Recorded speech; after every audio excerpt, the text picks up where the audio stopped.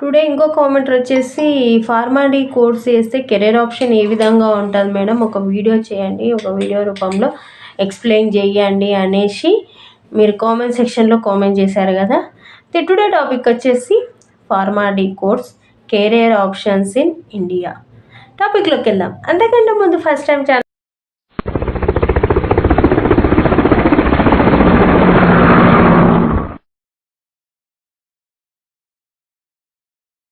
చూసిన వాళ్ళైతే సబ్స్క్రైబ్ చేసుకోండి, లైక్ చేయండి, మీ ఫ్రెండ్స్కి రిలేటివ్స్కి షేర్ చేయడం అస్సలు మర్చిపోవద్దు.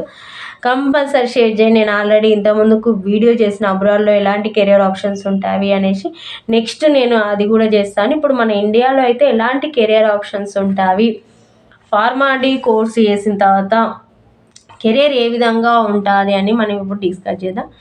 మనకు వచ్చేసి మనకు ఇక్కడ మన ఇండియాలో అయితే క్లినికల్ ఫార్మసిస్ట్గా చేసుకోవచ్చు, హాస్పిటల్ ఫార్మసీగా చేసుకోవచ్చు, నెక్స్ట్ హాస్పిటల్ స్టాఫ్ ఫార్మసిస్ట్గా కూడా చేసుకోవచ్చు. నెక్స్ట్ ఇంకొక డౌట్ ఏంటంటే, మేడం మేము డాక్టరేట్ కదా, మేము డాక్టర్గా చెకప్ చేయొచ్చా పేషెంట్ని అని.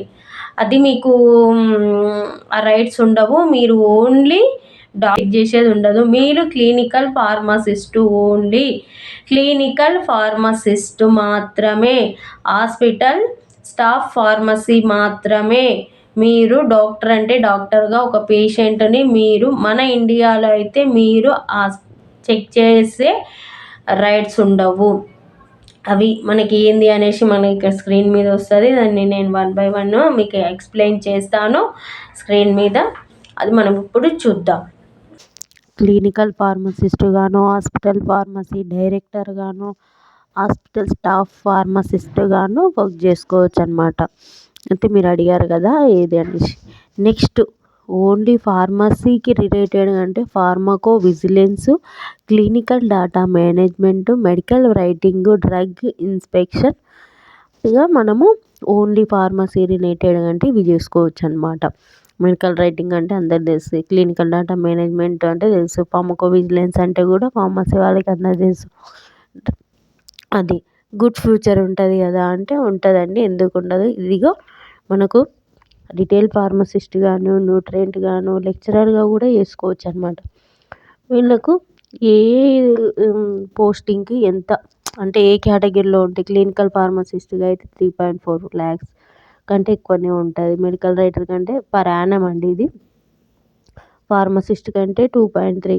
ఈ విధంగా scope of pharmacy, clinical pharmacist గాను, హాస్పిటల్ ఫార్మసీ డైరెక్టర్ గాను, హాస్పిటల్ స్టాఫ్ ఫార్మసిస్ట్ గాను, మెడికల్ రైటర్ గాను, ఫార్మస్యూటికల్ అడ్వైజర్ గాను, మెడికల్ సేఫ్టీ ఫిజిషియన్ గాను, సప్లై లాజిస్టిక్ లీడర్ గాను, డ్రగ్ సేఫ్టీ అసోసియేషన్.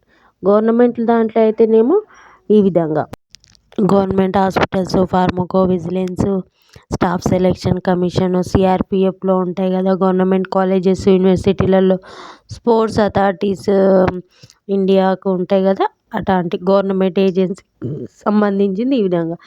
అదే కాకుండా ఇంకా ఏ విధంగా ఉంటాయంటే మనకు స్క్రీన్ మీద యూఎస్ఏలో అంటే నెక్స్ట్ యూఎస్ఏలో ఏ విధంగా ఉంటాయి చేస్తా వీడియో. ఇప్పుడైతే ఈ విధంగా రిటైల్ ఫార్మసిస్ట్ గాను, స్టాఫ్ ఫార్మసిస్ట్ గాను, clinical pharmacist, quality assurance manager, community pharmacist, ఈ విధంగా మనకు అవైలబుల్ ఉంది.